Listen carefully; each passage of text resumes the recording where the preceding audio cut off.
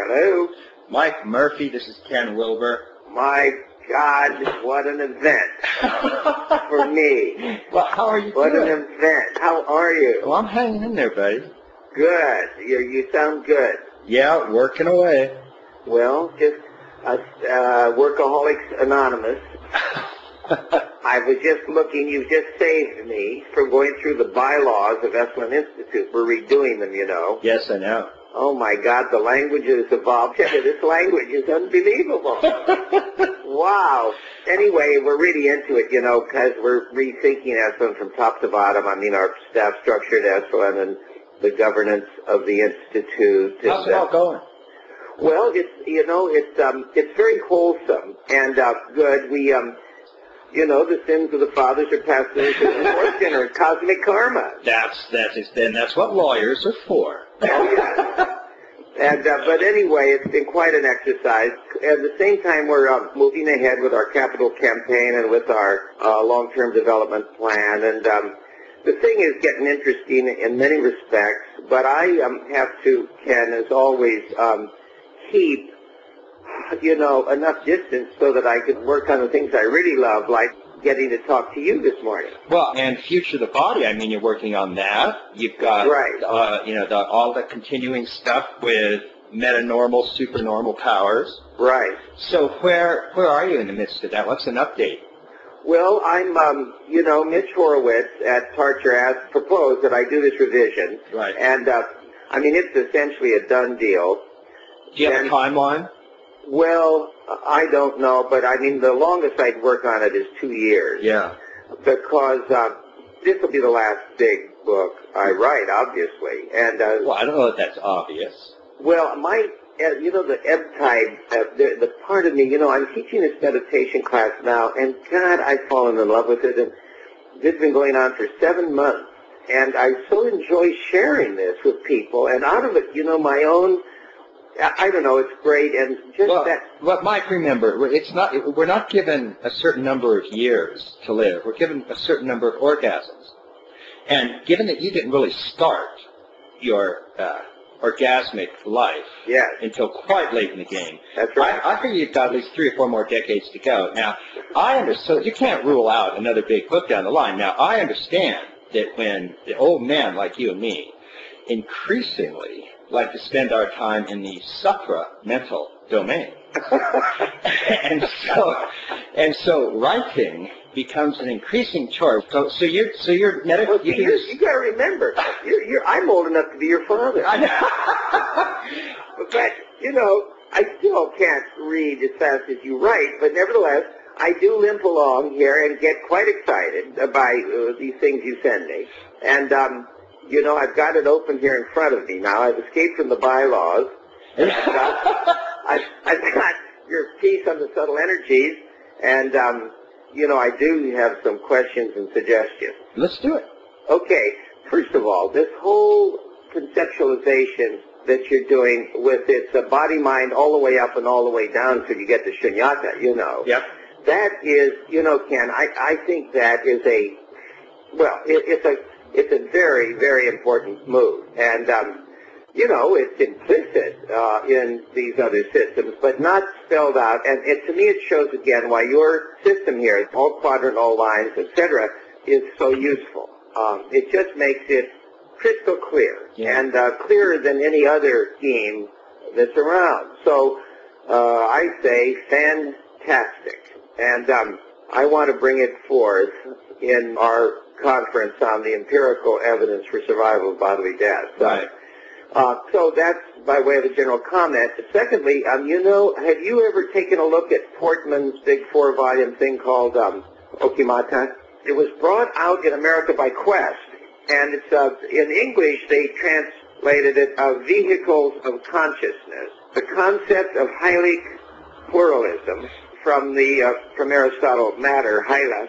And there's nothing like it to my knowledge, and I've drawn heavily on it and have presented it over the last couple of years to this conference at Esalen as we start to try to now look at all this data that continues to pile up about survival of whatever it is, survive. And so we've used this. Now what Portman does in there, Ken, is divide Well, first of all, he goes back into shamanism all the way through the Vedas and up to modern times and carries it into 20th century figures. It's an enormous survey in these 4 volumes. And he classifies the different philosophic positions that have been taken through history into 6. He has 6 positions, which he calls he gives the Greek letters to, the beta position, the gamma, the delta, the epsilon, etc. And, so it's just a recommendation that if you were to take a look at that, it would add to what you've done. Yeah, now is he dividing the philosophies based on their relation to subtle energies in the vehicles of consciousness, or yes. Is he giving an anatomy of the vehicles? No, no. This is a classification of the various basic ways of seeing it. Now, the positions that are closest to you and to me, I would say, to where we are, would be in the 2 positions he calls the gamma and delta positions. The alpha standpoint is a strictly flatland view. Right, okay. Right.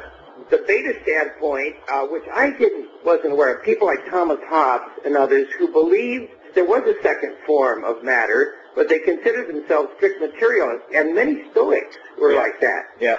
And then the Zeta standpoint, I think, if I remember this right, is a strict idealism that says that really it's all subjectivity and no exterior. Sort of classic Berkeley. Yeah. And the gamma and delta standpoint would be very much like the scheme that you lay out. Right. The difference between those 2 is how they handle the ultimate, shunyata. Right. One saying that it is forever beyond any, you cannot say anything whatsoever about it.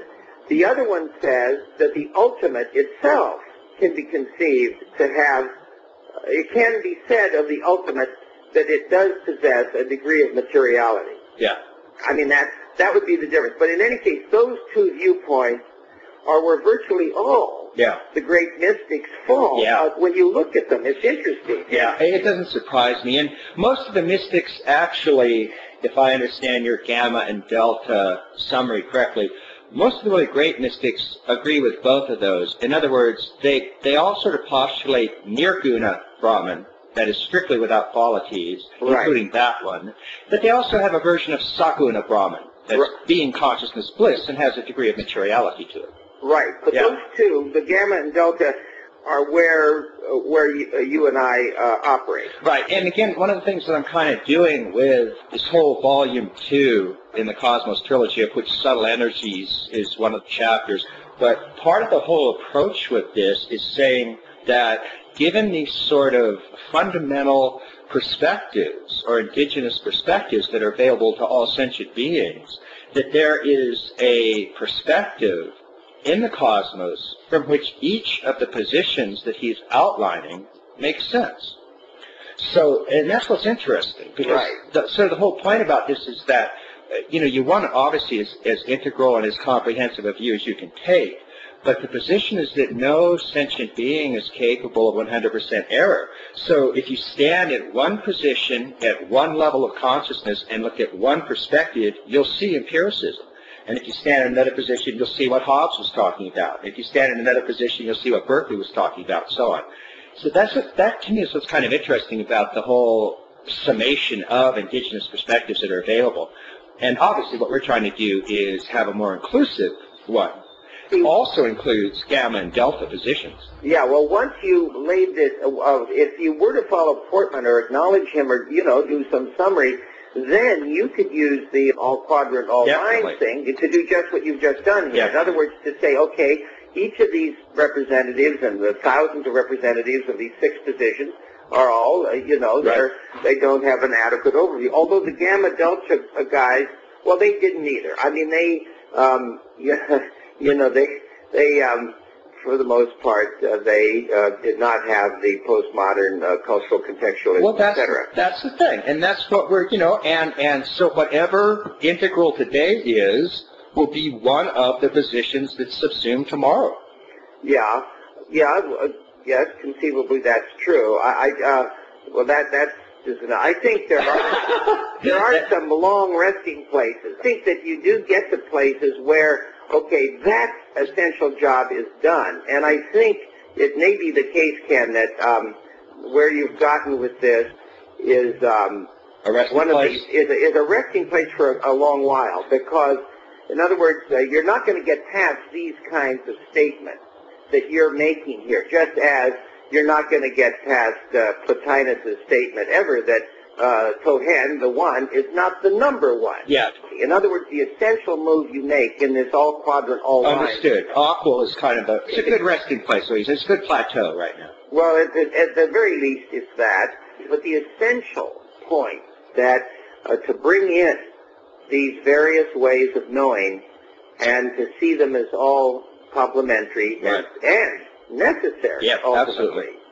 I hope so. For me, what it means is at the very least it's kind of it's a breathing space. In other words, what's interesting to me right now is to say, well, let's just assume that Aquil, it's a pretty good overview of what's going on, a pretty good foundation to move forward on. And now what's exciting is actually to take it out and start applying it in the real world. Yeah. Because that's where you start to see these enormous sorts of benefits. Well, that's what brings us around to the subtle energies. And of course, Ken, that's right where I'm living with my work, and this thing is so useful and helpful. I mean, it really is. So I was naturally very excited when I read it, and partly, Ken, it's simply to have a big enough colleagueship here to talk about this stuff adequately, and it's what I think a lot of us so often miss, that we're having to talk to people who don't know about an awful lot of stuff. And, well, how do you handle that personally? I mean, I don't know how many times I've said to people, look, why don't you just read these 2 or 3 books and get back to me? I mean, I don't know how else to say it, because they're arguing something they just don't have enough information about, and information that's already available and that people pretty much agree on. Right. And this is another, I mean, it sounds self-serving, but the people that relate to my work are the people that are basically as well-read as I am. And frankly, that's a small group. But it's people like you, and it's people like Roger Walsh, and it's people that have really, really done this kind of work, and they read this stuff, and it resonates because they know I'm not making it up. They know I'm not pulling it out of the sky. I'm basically taking as much really carefully grounded research, information, and sort of saying, look, all this stuff has to be taken really seriously. Yeah. And so we have to really put all of this stuff on the table. And frankly, a lot of the theorists out there just aren't putting enough stuff on the table. Amen. Amen. Amen. And it's just a nightmare having to kind of go up against that stuff, Mike, because they come back at you with kind of bumper sticker slogans and T-shirt philosophies. Right. That sound like they make sense, but they're really just a mess of, Well, so I just think the only way is to plow forward with our work and take great delight when we find some colleagues. I'll say. So, well, anyway, Ken, I had some specifics here. Sure. First of all, I said this to you. A couple of these are relatively small points, but Aurobindo, he was very clear that Supermind is part of the emanation. Now, it's what he called knowledge by identity exists in Supermind, but these are forms, and boy, the more you read it, Ken, the more it's like Plotinus' news. Yes. And Supermind is. Yes. And Tohen, the one, and Plotinus, the non-dual, it would be the most, the closest to such an other. I agree. There's a simple way, a simple, direct, phenomenological way to anchor a lot of these terms, and that really is by returning to the major states of consciousness that we postmoderns still have that are quite similar, and realize that whatever else they were doing, they were anchoring a lot of these interpretations in these very, very real, very, very unmistakable states of consciousness. And the 3 main states, of course, were waking, dreaming, and deep sleep. And there's no question but that Vedanta, Vajrayana, and many others, in a sort of overall scheme, identify waking with gross, sleeping with subtle, and deep sleep with causal. But they have 2 other states that are equally important. And the 4th, of course, is famous, and that's Turiya. And Turiya is explicitly defined as that which witnesses all states. Yeah. So Atman, or pure witness, is that which witnesses waking, and witnesses dream, and witnesses deep sleep. So, but then there's a fifth, and that's Turyatita, and that is the union of the empty witness with all forms that are arising. That's one case, or sahaj. So those are the actual 5 sort of main realms that we're looking at. And for Plotinus and for Aurobindo, Turyatita is the one, or Satchidananda. Okay, he emphasized the fact, what he called universalizing consciousness at different levels. Right. And then he described how these realizations came to him. Right. And in his yoga, that's what you tried to do. Right. So what I think a lot of people would call Turyatita, that you got a first hold of it at as it were, on the ladder up. Right. You could have the realization of Turyatita in that sense, according to Aurobindo, without having realized Supermind. And so where's Satchidananda located on those 5 states? Well, Satchidananda is a descriptor term, right? Right. This is his descriptor of the ultimate. Right. And now Aurobindo was not at all influenced by Buddhism anywhere, and nor by Shankara. Yeah. He was profoundly rooted in the Upanishads and in evolutionary theory and his own evolving experience. Right, right. And I think he was probably secretly influenced to some extent by the Theosophists. I think we have to be ready to deconstruct every one of these philosophers' metaphysics, as you are saying here. It's post-metaphysical. And they themselves were trying to, Plotinus, Aurobindo, right. all of them, each in their own way, was reconciling this depth of experience with these various philosophic formulations. Right, right. And they were mapping them all. There were enormous similarities, and that's what gives us great hope that we're on the right track. Right. But there were some significant differences. Now, right. I think where the Buddhists lack is precisely in the kind of stuff that Aurobindo was getting at with Supermind. Yeah, yeah. But now, Atman Brahman, Turyatita, Aurobindo knew whereof he spoke. Yeah. I mean, as did Ramana Maharshi. Yeah. But I would argue that Ramana Maharshi had never heard of the Supermind and would be agnostic about it. Yeah. Yep. Do you see what I'm saying? Yep. And so when you read again as his descriptions of Supermind, and now as he said, he only touched into it at times and was trying to enter into it more and more. Yeah. The world, though, had not evolved into it yet. Now, the closest I've seen that I have discovered are Plotinus's descriptions of nous. Right. Okay. It is where the light and the glory is evident at all times, and where the identity with others is apparent at all times. Now, that, of course, would be the same as Turyatita. Well, there's a part of it that's like Turyatita, yeah. Yes, but the effective power of it is radically beyond anything that had yet appeared on Earth to transform not only the vital realm, right, but matter itself. Yeah. Matter. Yeah. And now, obviously, we haven't seen this, and he posited that it came into play for brief moments. Yeah. Now, why I think if you don't need to use Supermind, why in collecting my data, I would argue that there are moments in the lives of all sorts of people, some of them not mystics, some of them athletes, some of them other folks, who touch in to a transformative power in which, for a moment, matter is completely responsive to it, and it has this but it doesn't last. Yeah. There's something, and so it therefore appears miraculous. Right. Okay, but there, on the other hand, there are people who I believe who have, take Ramana Maharshi, who I don't think anyone would argue that this guy, I mean, he glowed in the dark. He lived in certainly Turiya, but the Turyatita, we could argue, but he lived in this extraordinary realization. But he did not know about this stuff. So I would say, and now, Haridas Chowdhury, he and I used to talk about this. This was back when I was 21, and he said, Mike, you can realize Atman Brahman. And because I went to him one time. But not realize Supermind. That's what he was going to say, right? Yeah. Exactly. Yeah. And so that was Aurobindo's strong claim, that this is something that's emergent in evolution. Let me tell you what I think might be going on, because we've all wrestled with this as we kind of wrestle with Aurobindo.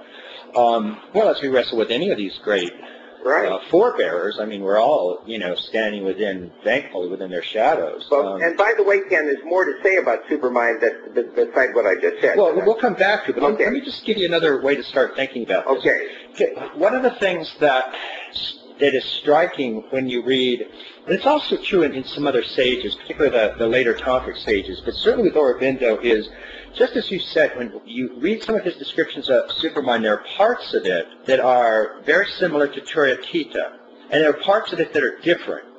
And one of the things that I try to do in a certain sense is follow Occam's razor and not postulate more metaphysical entities that are necessary to get the job done. Boy, amen, and that's great. And so I think it's at least possible that what happens, if you actually look at an awful unfolding of history, and if you look at various states of consciousness and various stages of consciousness at different epochs, that one of the things that is sort of hard to miss is, and I'll give one example first, and that's the state of nirvikalpa, or the state of formless absorption. Right.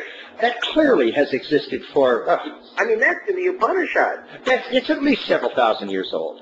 But, and in a certain way, if you come out of that state of formless awareness, which is this vast emptiness, vast nirvana, vast formless being, if you will, the world that you confront when you come out of that unmanifest domain changes over evolutionary time.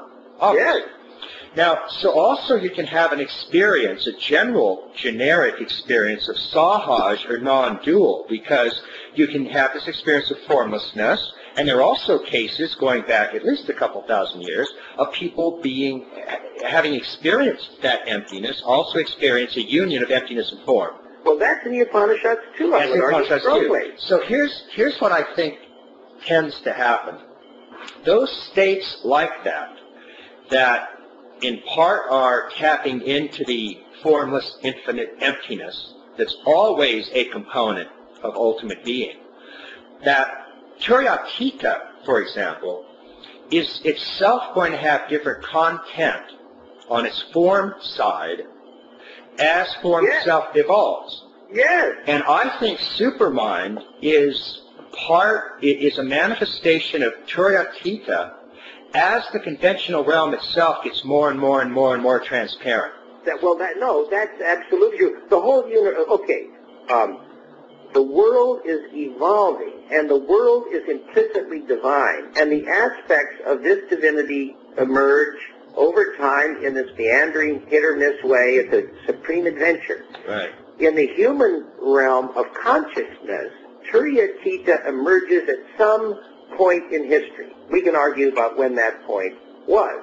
I happen to believe that certain shamans, it came to them with overwhelming power, these sorts of realizations. But it didn't get stabilized, I think, at least to our knowledge, until perhaps the time of the Upanishads. I mean, at least they're the oldest continuous record of this realization. And I agree, and I think there was a real flowering of it then, came to fruition with the great rise of Tantra, which particularly occurred in India and Tibet from the 8th to the 11th centuries A.D. There was a point in history at which this consciousness got stabilized to an extent that it was passed along. And then I would argue that these sages, the Ramana Maharshis of the day, but that is still not what Aurobindo meant by Supermind. Now, for example, this power to transform matter itself is only one feature of Supermind. Another is, and this is a curious connection between Aurobindo and Plotinus that nobody has really pointed out sufficiently, I believe. Now, Duncan Bazemore got his PhD on the doctrine of Supermind, and then he had done his master's around Plotinus. So he and I have discussed this at some length. Plotinus said the one thing that he brought in different from Plato, his master, was that the soul resided in nous, Right. alongside all the archetypes. Right. Okay, Aurobindo believed that the Chaitya Purusha, that in other words the involution, was not of a single presence, or we talk about the divine. Yeah. You could say, and what I'm saying, it was an involution of the soul. Yeah. Now the souls are beyond number. I mean, they're countless. Yeah. Okay, and so the evolution of the souls. In Supermind, the souls recognize what the game is from the beginning, and they come into their own, so to speak. Now, he's got his own psychology. He named it the Chaitya Purusha. And the Chaitya Purusha is evolving, and it's not the bodies, the vital body, the mental body, Right. The different koshas. The koshas are the limbs and organs, the evolving limbs and organs of this evolving Chaitya Purusha. Right. Now, the Chaitya Purusha is the twin, and he referred to this line, which is actually, Ken, in the Rig Veda, and then it comes down into 3 or 4 of the different Upanishads.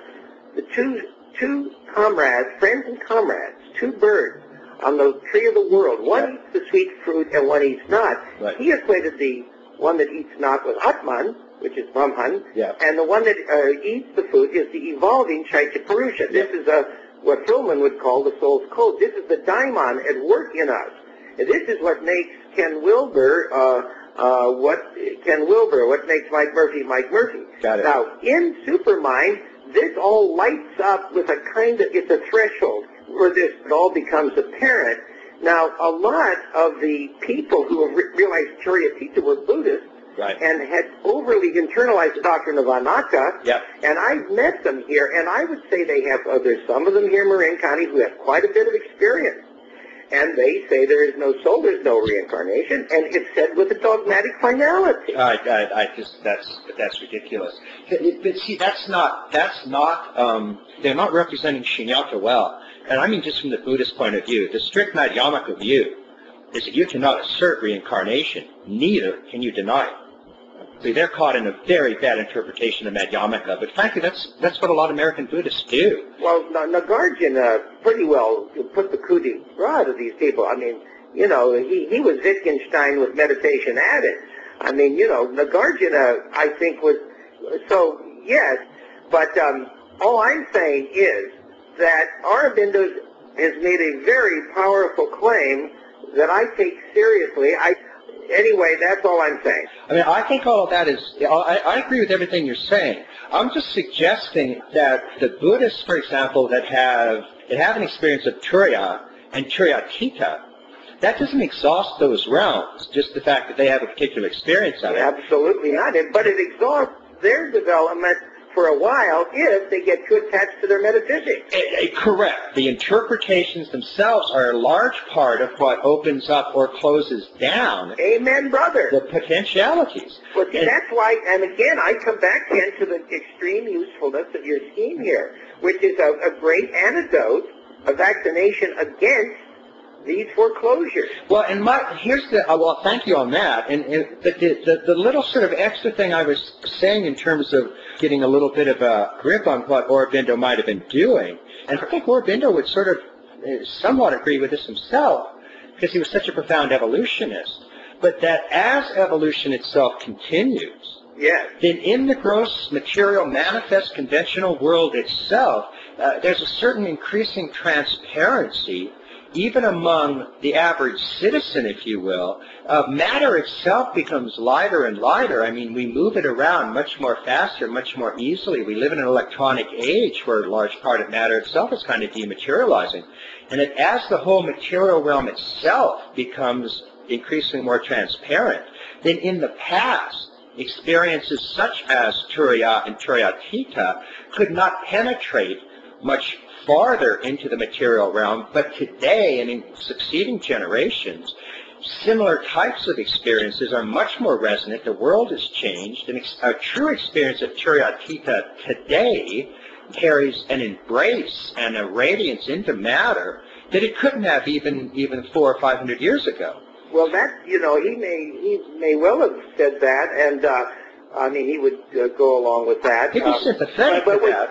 we're still not getting at what he meant by supermind. Well, but what I'm saying is that that actually is a part of what's happening. That the reason that he said supermind has never existed before, that the reason that it hasn't had a conscious, transparent realization on a widespread scale before, right, is just that evolution itself, on the average, had to get up to a level where that was possible.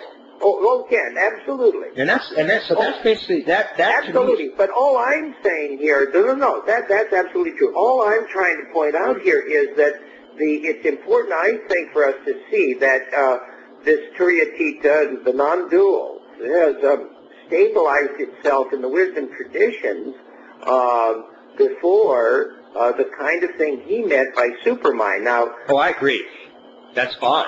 Yeah, I mean, the human race hasn't grown into this yet. Right. And neither has the human race embraced the divinization of embodiment, or let's call it this further reaches of embodiment that is basically a heretical notion, although I am finding out more and more, Ken, that it's been lurking in the wings. Well, what do you think about the rainbow body? That's what I mean. Yeah. I mean, these phenomena like that, the Christians have glorified by this, it's kind of been lurking in the wings, but the dominant, we needed Foucault in here. The dominant members of the society said this was a sideshow. And I get to the point through Aurobindo, and this is my life work is rooted, it is not a sideshow. This is part of what the world intends, namely the unfoldment of divinity in all our parts, and it's not an escape from the world. I mean, you've been hitting this big, but this is, again, is emergent. Now, it's been trying to emerge, but we have not had an adequate philosophy, an adequate epistemology, let alone an adequate realization or practice. And we've got to get a bigger framework. This is why I get excited by your work. It's opening this thing up and saying, the hell with you guys who want to foreclose prematurely. You know, it's really striking to me, too, that just in even very broad terms, whether you call it non-dual or integral or holistic or whatever the terms are, even tantric in a certain sense.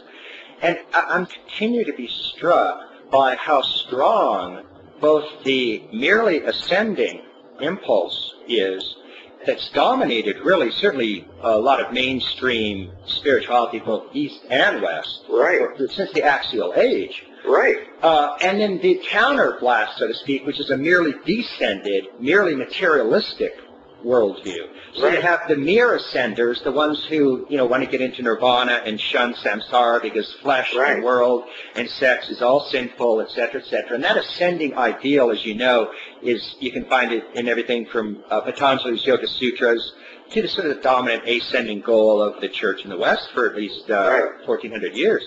And then you have the counterblast, the mere descenders, the materialists, whether they're pagan materialists or scientific materialists, are the ones who believe only in the sensori-motor world and don't believe in any sort of transcendental ideal.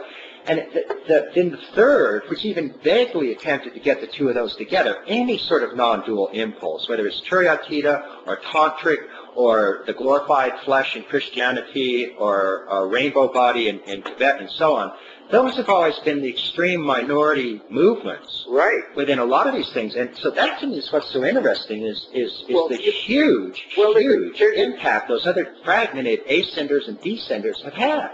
Well, Aurobindo starts the life divine, chapter 2, the two negations. That's chapter 2, the materialist denial, and then chapter 3, the refusal of the ascetic. Exactly. And but there's a double exclusion, I think, in this sense, is that first you had these two contradictory impulses. The non-dual was in the minority. Yeah. But we have a further thing of what I want to call the evolutionary non-dual. I understand. And it's what you represent, is that, and that includes a lot that was shunted aside in the realm of siddhis, charisms, adornments, etc. That these are the limbs and organs of our emerging supernature, and they're not to be regarded merely as sideshows. I mean, a lot of Zen guys just call, it's all makyo, I know. Or you get, moksha before siddhi.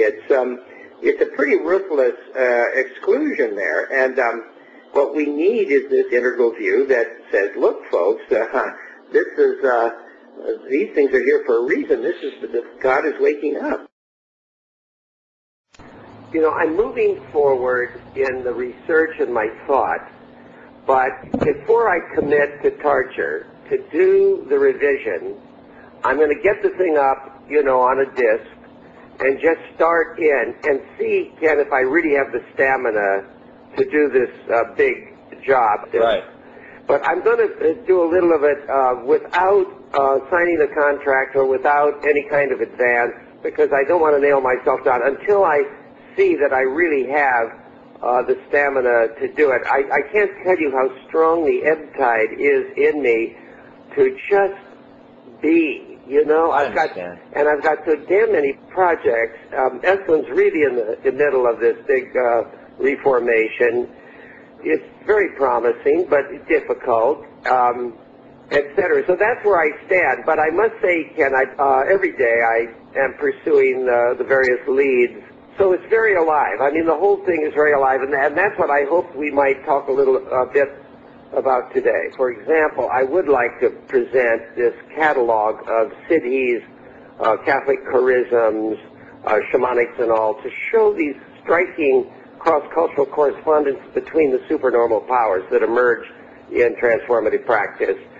And but I deeply, deeply appreciate, and I'm excited by what I think you're getting at. And in fact, I did have the thought that it might be fun if you and I did a dialogue. I mean, we could even do it for Andrew Cohen's magazine on this thing that I'm really keen to talk to you about in terms of the real poverty of projections of where we go from here developmentally once you fully embrace this integral vision.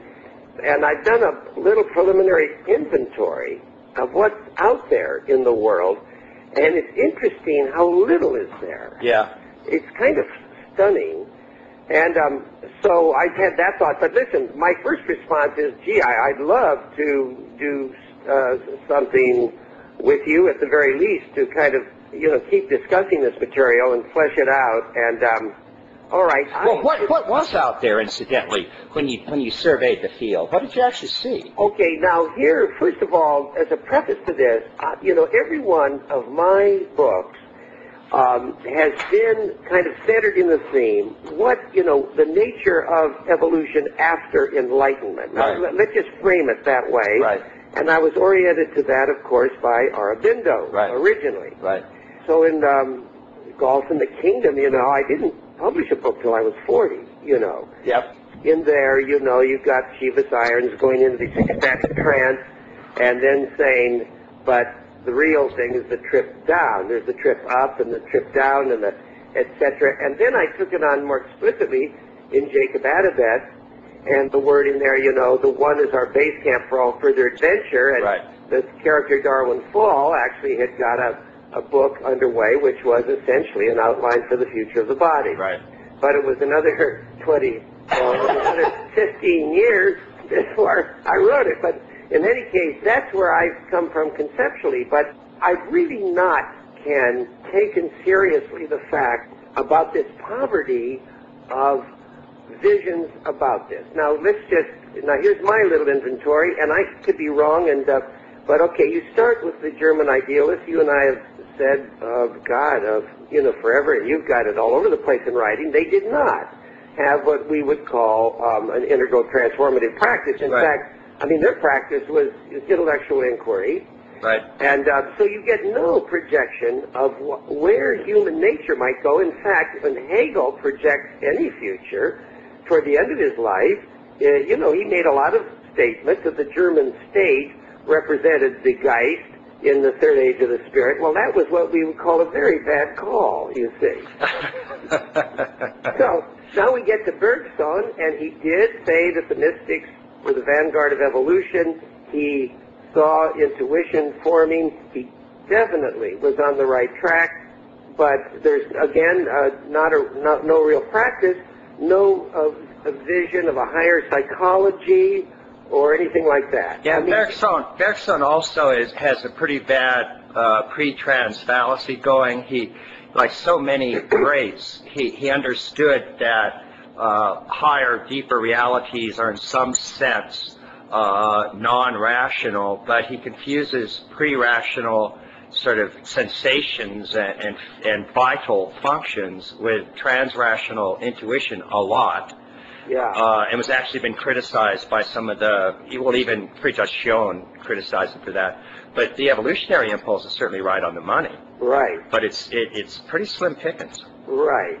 And then recently I've rummaged around a little in Teilhard, and again, you know, he's filled with poetic wonder, and he sees the noosphere, but again, there's no real, I mean, well, you know. It's slim, Mike. It's very, very slim. And I think it's one of the reasons, you know, I think particularly you and I are probably the casualties of this as much as anybody, which is that in the general, you know, alternative field, transpersonal field, human potentials field, people basically, they don't want to get involved in, quote, thinking about larger systems because they think that somehow detracts from your capacity to feel or be aware, which of course is absolute nonsense.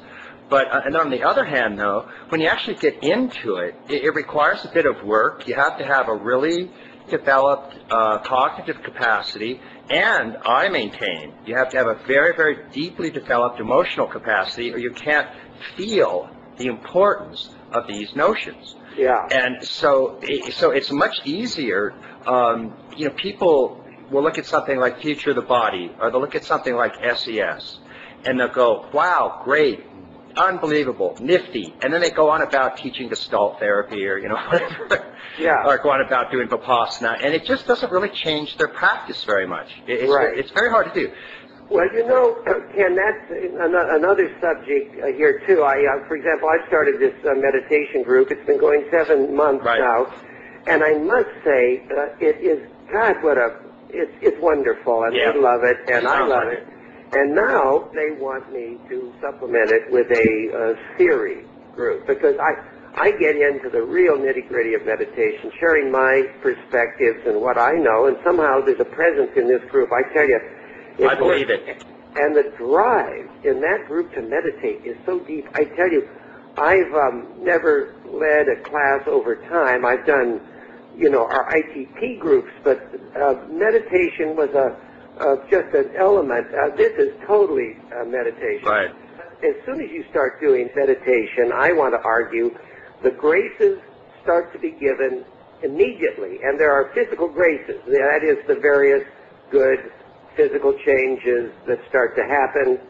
Then there are these psychoenergetic graces, let's say the realm of aura, what I call kindergarten, kundalini. And then there are the various anandas and pleasures. I have my little catalog of the anandas here, and they've never heard of this. And then there's the various families of knowings, or kinds of knowings. That's vast. And there are different ways to organize it, but in any case, there are different modes of recollection, and then there are different families or kinds of grace that are given.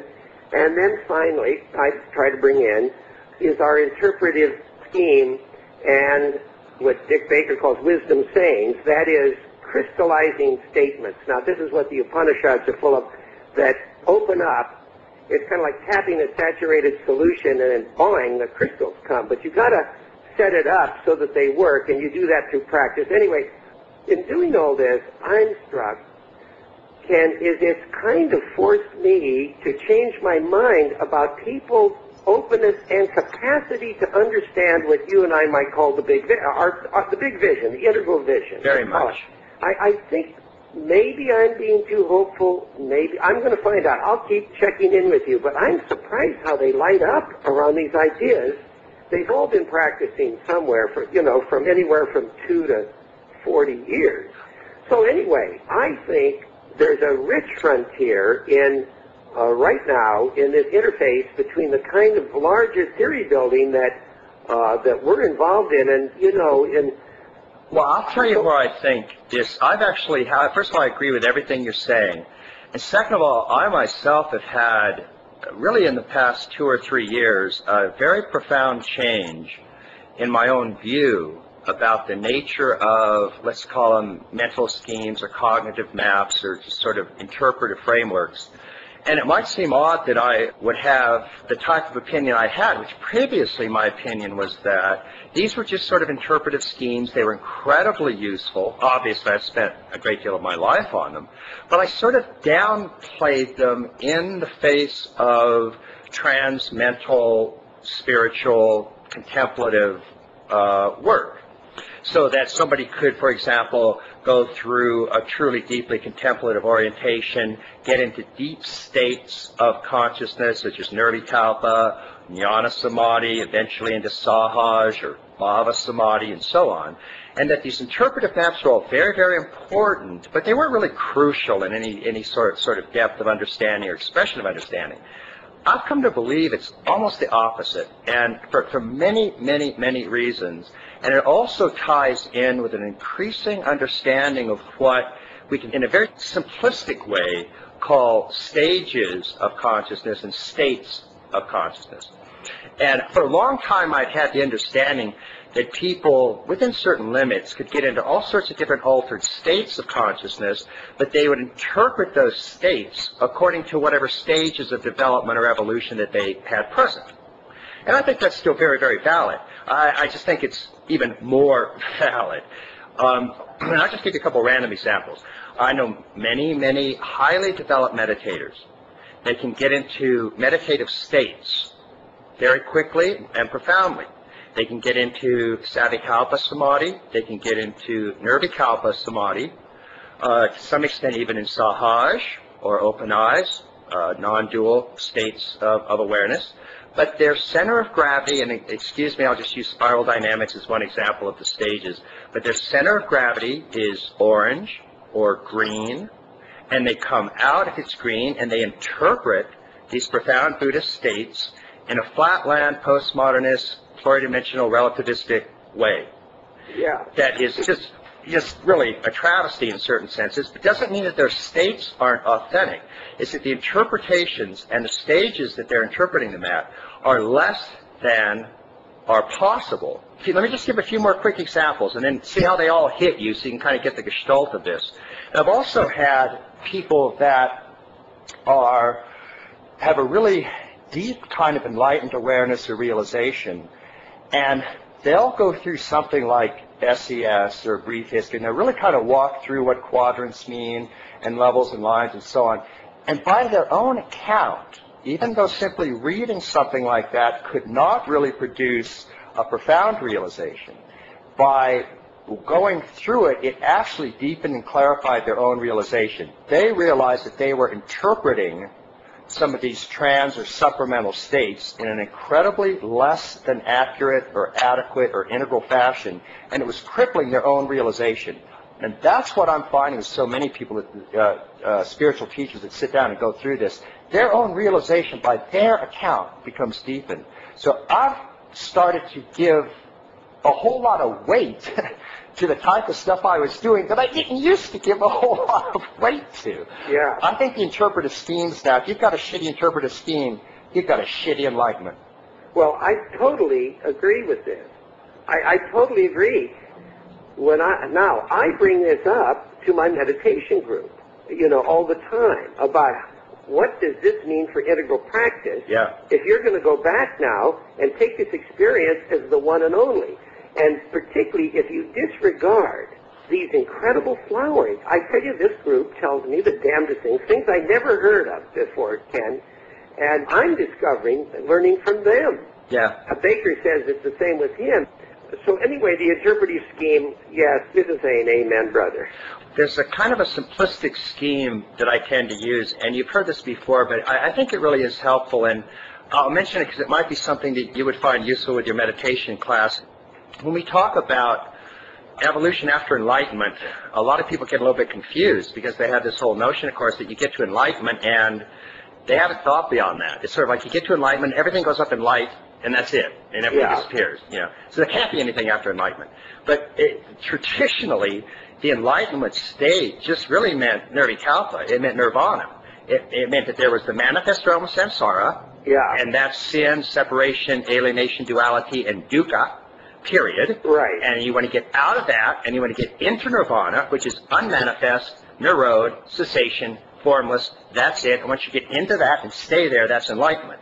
Now, the tantric traditions, the great revolution that was brought by Nagarjuna in the East and exemplified by Plotinus in the West, was the union of emptiness and form, and that meant the union of samsara and nirvana. So once you got out of samsara and into a nirvanic realization, then, as you say, then there's the trip down. You then had to take that formless realization and unite it with the world of form in every single aspect. And that was the essence of Tantra. Whether they lived up to it or not, is a non-dual realization that samsara and nirvana are not two. Right. And so that was, once everything that happens after that point is, in a sense, development post-enlightenment. So once that you've realized that emptiness and form are not two as a direct realization, then form itself continues to evolve and unfold, but now as a radiant expression and transfiguration of emptiness of spirit itself. Yes. So the nirvana, the experience of nirvana, because it's formless, is an experience of freedom, radical absolute freedom. And then the experience of samsara, or manifestation, is an experience of fullness. So the union of emptiness and form is the union of freedom and fullness. Now, in the world of form, or the manifest realm, quote, samsara, evolution occurs, development occurs. It's continually unfolding, getting more and more complex, more differentiated and integrated. It's getting fuller and fuller and fuller all the time. But the world of emptiness, or strictly speaking, the formless realm, nirvana, that doesn't change. That's in itself doesn't have any parts, doesn't have any qualities. It obviously doesn't evolve. Exactly. So, but in the world of form, gets fuller and fuller and fuller with evolution. Right. So what we can say, because people are always getting upset with this kind of thing, because they want to misinterpret what we're saying in one of two basic ways. One, they want to say, oh, so you're better than Buddha, huh? And you go, no, nobody was freer than, you can't be any freer than Buddha, but you can be fuller. Oh, amen. Yeah. So once you realize nirvana, it's the same nirvana. And so we're not saying that anybody's freer or more radically transcendental, but the world of form becomes fuller and fuller. So we're not freer than Buddha, but we can be fuller because there's more things going on in the manifest realm. That's a beautiful way to say it. I think so, because it gives everybody, That's a beautiful way to say it. A shaman can have realized that empty ground. Buddha can realize that empty ground. We're not better in any sense like that. Right. The spirit itself is manifesting the realms that become fuller and fuller. And so, of course, the people 1,000 years from now, they won't be any freer than we are, but they'll be fuller than we are. That's it, Ken. It works, doesn't it? That is perfect. And I think we need to keep developing this more and more because, the phrase I kept using in Atabet is the one. The one right. is our base camp exactly. for all further adventure. Now, the one is, for me, I would now want to say it's the Sahaj. For Aurobindo, for example, what you've called the causal realm, I would equate with the Nirvikalpa, right? Right, yep. Roughly, okay, yep. So he had that in this Yogi Lili in January of 1908, and as he said, Nirvana walked into him. He was surprised by it, and his descriptions, for example, this long canto in Savitri describing that state, I've never seen one to top that. But then, when he was in the Alipur jail, he had this realization dawning of Krishna everywhere. Everywhere he looked was Krishna. Right. And that evolved into this sense of the cosmic consciousness, and I would argue a full realization of the Sahaj. Yeah.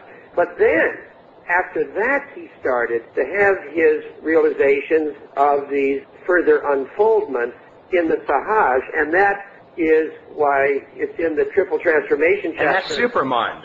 Well, yes, and then he got to Supermind and say how his own vision was evolving and how he changed the rewrite of the Life Divine. He rewrote it in 39. It was published in 3940, and there are a lot of differences between the first take that came out in the Arya magazine between 1914 and 1920. And he added that chapter of the triple transformation. Which is specific on one of the things about the Supermind, as I recall. And it also brings up a good point, that if he had lived another, 20 years, he would have rewritten it a third time. Right. I mean, that's the whole point. So that's right, and that's one of the things that one of the many things I so admire about your work is that I don't know any systematic thinker who has so assiduously kept saying, okay, here comes Wilber. Recently I saw one that you were hitting at Wilber 5. That's what the post-metaphysics stuff is being called, all the different methodologies and based on an extensive calculus of indigenous perspectives, first, second, third person, that kind of thing. Well, I think you're setting a great role model there. In other words, to say, look, I'm not, I'm just evolving myself. I should be able to evolve. Everybody else gets to. Why don't I get to? I think it's a hell of a good, it's a great model, Ken. And so, well, and the last, Mike, the other thing, we're talking about sort of the two things that we get criticized about, and one of them was sort of saying, well, you think you're better than Buddha, and we're saying, no, we're not freer, but we are fuller, just as people 1,000 years from now. That's a very nice formulation. And the second one, as you well know, is particularly the traditionalists, that are very used to sort of thinking of the nirvanic state as changeless, beyond all change, not in any way involved in form. They want to say something like, oh, so you're saying that people have to go through all of these stages in order to have this realization. And what we're actually saying is, no, people can have a realization of nirvikalpa at almost any stage. Exactly. But if you want to express it in the fullness that's possible at this space and time, you get with the evolutionary picture. Exactly. Yes, I know exactly what you're talking about. I mean, we're totally in agreement here. I see my work as having been rooted all the way along in that view from the start through Aurobindo. Yeah. And so, my fiction I've described to people as a constant thought experiment on what an actual life might be that is rooted in the one, in Sahaj, let's say. So now I've, for example, done a prequel. I don't think I'm going to publish it for Golf in the Kingdom, where I'm really, it's pushing out into science fiction here. But and the problem with that is it thins out for me. I like to keep it back into what I call occult or mystical realism. I'm working on the screenplay for the movie, too, Right. So to not let it get out there where it suddenly bursts into parable or into thin science fiction, but to keep it close to what people actually experience and can resonate with. But anyway, so that's where I'm working, and of course that's what George and I are trying to do with the ICP. Right. But we are essentially deeply embedded in this view that you just enunciated. Well, and it's still, as you know, it's kind of thin. And as I was saying, part of the difficulty is it's true that the Vedantin and Buddhists tend to play more to this sort of stages are not required, evolution is not required, development is not required, and they're sort of emphasizing more the nirvanic self-containment of the formless realm. But they don't understand why the development or evolution of form is necessary for the expression. It's actually the Rupakaya gets fuller and fuller and fuller, and therefore if you want a union of Dharmakaya and Rupakaya, then you have to have exactly that exquisite balance, which is you do indeed have to have a realization of Dharmakaya. And that's what the, quote, pagan approaches don't have, or the back to nature, or the born on earth, or the Gaia approaches. They understand, the phenomenal realm, and the importance of being one with that, but they don't have a grounding in emptiness, or the prior formless realm. Well, so they have a fullness, but they have no freedom. They are, in fact, addicted to this. Oh, amen. Yeah. And, of course, that's in the strange meanderings of my life. Right now, the thing that's calling me right now, between you and me, buddy, is Nirvikalpa. I understand. I'm serious. I've just got to take a time out here, because I just go, all in the name of, this evolving, integral, Sahaj. But, I know. But so as a practical thing, absolutely, you need, I think of the Paramahansa, he's flying free, but he's always got one web in the water. Exactly. And the reason I think I've had this cold so long, it's driving me back to just sit, and everyone's telling me, slow down. So my mother even understood these things. Well, that's why I am thinking of a Future of the Body's reader as a backup. Yeah, well, that's awfully dear of you, Ken. I appreciate that. Well, I'm going to put that in the hopper for sure. But anyway, this conversation we've just had would be awfully valuable to a lot of people. I know you've been getting at the same conversation, of course, with Andrew, and whatever one thinks of his magazine, you got to give him, I think, an A for ballsiness. And if that's the only magazine that's really dealing with any of these issues, right? So I've always really appreciated him for that, and I think even his critics really say, we're really glad he's doing the magazine, and he's at least out there doing this stuff, and he's very, very much alive with the necessity of just that, of in a sense, playing both sides of the street. You have to have a real strong, profound realization of emptiness, and that really is your original face. It's the face you had before the Big Bang. Right. You really have to know that. But you really have to unite that with the world of phenomenal form and find the fullest possible expression that you can. Because it takes, obviously, on the fullness side of the street, on the manifest side of the street, in order to come up with an integral philosophy. And I have to keep reminding people this: the quadrants, levels, lines, and states, that's a map of samsara. It's a map of the manifest domain. Right. And so, nobody's mistaking that for some sort of ultimate reality, but that is the form. Well, my critics do, but, what else is new? But I don't. It's so interesting the way we have to operate, Ken, in this world. You have to go back and try to remind people, actually, that 2 + 2 = 4. Now, remember that one?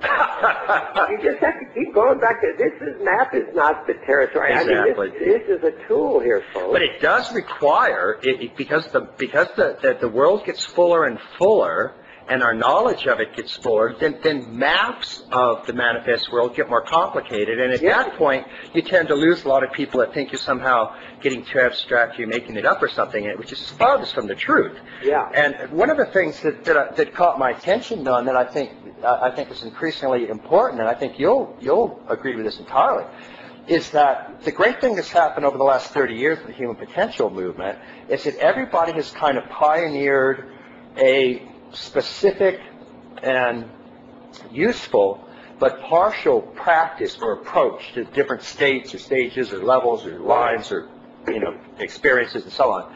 But very, very few people have been doing the sort of integral weaving together of all these various facets. Right. Increasingly, I'm concerned that we want to be able to start a community, a knowledge community, a learning community that would have these kinds of conversations. Yes. I think the way it's going to happen is very much the way the great cultural emergence have happened through history, that they happen informally with some initiatives from this person or that person. Yeah. And loose affiliations, discussion groups. I'm thinking of Ficino now. Ficino was subsidized by Cosimo de' Medici. Yep. And I've been up to that place up above Florence where they used to have their meetings. Yep. And then it got institutionalized. But also, there's always been a tension between those cultural emergence and the attempts to institutionalize them. And nobody has suffered through that tension more than me, Ken, with Esalen and all. Understood. And so I, for example, am being very careful now in this new group I've got, Ken. Keep me posted on how you take it when you start that. Yeah, it's going to be interesting. It's another new little beginning for me, and in my late middle age. Yeah, I'm not, old age now, they say, starts at 80. Oh, good. Late middle age. I'm in late middle age. You're late middle age, as it should be. Yes, yeah. and I'm, of course, in late adolescence. Well, no, that's expensive. My latest theory on all that developmental stuff. Token, I don't have a single friend who can hold the adult orientation more than 2 hours. I notice at board meetings after 1 hour, I start being subversive. I'm right back to a 16-year-old. Yeah, I understand. But I can do it. but only for a limited amount of time. Yes, I think that people that can do it for more than the reason that old age starts at 80 is that at that age you want to regress, but you don't have enough energy. That's a good line. Amen. Of course, you can do it mentally. That always helps. That always helps. You can say the damnedest thing. Well, so what is the deal on this cold, buddy? Well, this is the longest lasting cold I can remember having it. I've been going on for about 5 weeks. And what kind of sort of over-the-counter alternative stuff are you taking? Oh, nothing. My vitamin C and stuff. It's not disabling, it's just nagging. And but I noticed I had dinner last night with Dulce and Mac, and as I surrendered to a wonderful pasta dish, I started feeling much better. with 2 glasses of red wine. I felt much better. And I thought maybe this is all the cure I really need. Well, exactly. The last thing we want is depressed immune cells. Yeah, and morale, Exactly. I think it needs, the genetic package likes the jollity at dinner time. Well, yes, the least you can do is have triple creme cheese and red wine. Well, I've decided that these bean sprouts that are served widely in my part of the world here not only are neutral in terms of taste, they rob all the pleasure you had in the past. It's a retro-engineering of pleasure. In other words, it subtracts from the past. It's a fiendish thing. It's a retroactive Puritan instinct. Well, it's a black hole of pleasure, A black hole pleasure, exactly. When you get sucked into bean sprouts, boy, you're on your way down fast. Anyway. Well, listen, buddy, this is okay, a talk. Now, this is to be continued. Absolutely. I'm keen on this thing of facing up to the fact that evolution after Enlightenment, we're thin on descriptions of it and very thin on understanding of that, and it's something I think to keep in our gun sight, and it's important. Well, I think we don't have, we're still like Lewis and Clark. We don't know what the hell's out there beyond the Mississippi. But it's not Kentucky, which is what most people are thinking. It's not Kentucky. It's not Kentucky, and that's what the alternatives are telling us is out there, and I'm pretty sure that's not what is there. That's right. Okay, we'll set up another time in a week or two and keep going. Okay. Take care of that cold. Okay. Bye, pal. See ya. That's around. So I say fantastic. And I want to bring it forth in our conference on the empirical evidence for survival of bodily death. Right. So that's by way of a general comment. Secondly, have you ever taken a look at Portman's big 4-volume thing called Okimata? It was brought out in America by Quest, and it's in English they translated it Vehicles of Consciousness, the concept of Hylic pluralism from Aristotle, matter, hyla. And there's nothing like it, to my knowledge, and I've drawn heavily on it and presented it over the last couple of years to this conference at Esalen as we start to try to now look at all this data that continues to pile up about survival of whatever it is, right. Survive. And so we've used this. Now what Portman does in there, Ken, is divide, well, first of all, he goes back into shamanism all the way through the Vedas and up to modern times and carries it into 20th century figures. It's enormous survey in these 4 volumes. And he classifies the different philosophic positions that have been taken through history into 6. He has 6 positions, which he calls he gives the Greek letters to, the beta position, the gamma, the delta, the epsilon, etc. And so it's just a recommendation that if you were to take a look at that, it would add to what you've done. Yeah, now is he dividing the philosophies based on their relation to subtle energies in the vehicles of consciousness, or yes. Is he giving an anatomy of the vehicles? No. No. This is a classification of the various basic ways of seeing it. Now, the positions that are closest to you, and to me, I would say, to where we are, would be in the two positions he calls the gamma and delta positions. The alpha standpoint is a strictly flatland view. Right, okay? right. The beta standpoint, which I wasn't aware of, people like Thomas Hobbes and others who believed there was a second form of matter, but they considered themselves strict materialists, and many Stoics were like that. Yeah. And then the Zeta standpoint, I think, if I remember this right, is a strict idealism that says that really it's all subjectivity and no exterior. Sort of classic Berkeley. Yeah. And the gamma and delta standpoint would be very much like the scheme that you lay out. Right. The difference between those two is how they handle the ultimate, shunyata. Right. One saying that it is forever beyond any, you cannot say anything whatsoever about it. The other one says that the ultimate itself can be conceived to have, it can be said of the ultimate that it does possess a degree of materiality. Yeah. I mean, that would be the difference. But in any case, those two viewpoints are where virtually all the great mystics fall. When you look at them, it's interesting. Yeah, it doesn't surprise me. And most of the mystics actually, if I understand your gamma and delta summary correctly, most of the really great mystics agree with both of those. In other words, they all sort of postulate Nirguna Brahman, that is strictly without qualities, including that one. But they also have a version of Saguna Brahman, that's being consciousness bliss and has a degree of materiality to it.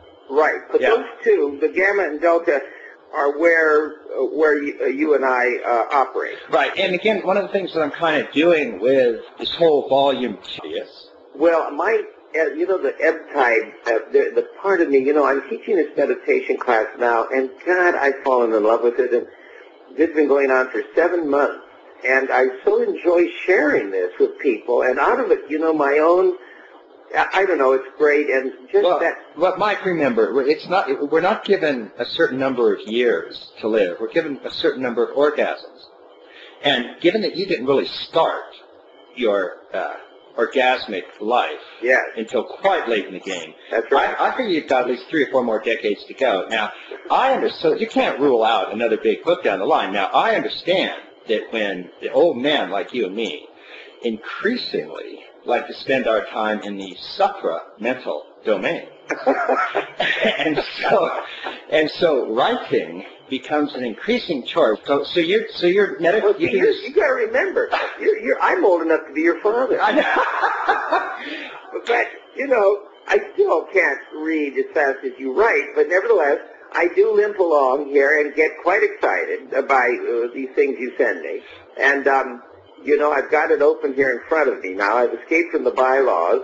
I've got your piece on the subtle energies, and, I do have some questions and suggestions. Let's do it.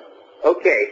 First of all, this whole conceptualization that you're doing with its body, mind, all the way up and all the way down so you get to shunyata, Yep. That is, Ken, I think that is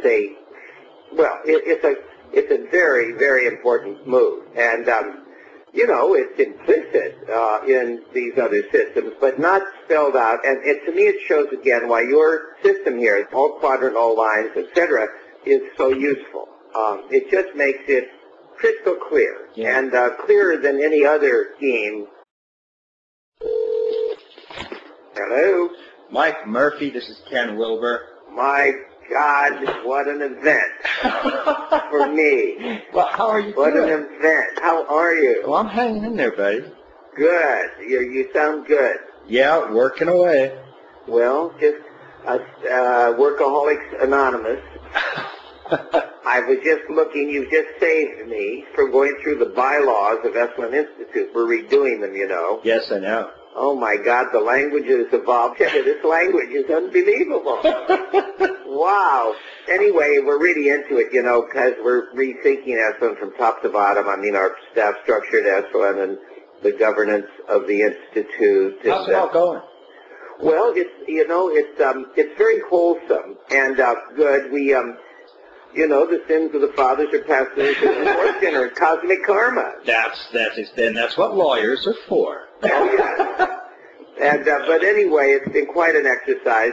At the same time, we're moving ahead with our capital campaign and with our long-term development plan. And the thing is getting interesting in many respects. But I have to, Ken, as always, keep, enough distance so that I can work on the things I really love, like getting to talk to you this morning. Well, and Future the Body, I mean, you're working on that. You've got, right. All the continuing stuff with metanormal, supernormal powers. Right. So where are you in the midst of that? What's an update?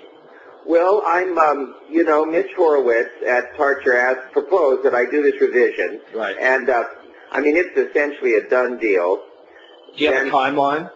Well, I don't know, but the longest I'd work on it is 2 years. Yeah. Because this will be the last big book I write, obviously. And well, I don't know if that's two in the Cosmos trilogy, of which Subtle Energies is one of the chapters. But part of the whole approach with this is saying that given these sort of fundamental perspectives or indigenous perspectives that are available to all sentient beings, that there is a perspective in the cosmos from which each of the positions that he's outlining makes sense. So, and that's what's interesting, because right. The whole point about this is that, you want to obviously as integral and as comprehensive a view as you can take, but the position is that no sentient being is capable of 100% error. So if you stand at one position, at one level of consciousness, and look at one perspective, you'll see empiricism. And if you stand in another position, you'll see what Hobbes was talking about. If you stand in another position, you'll see what Berkeley was talking about, and so on.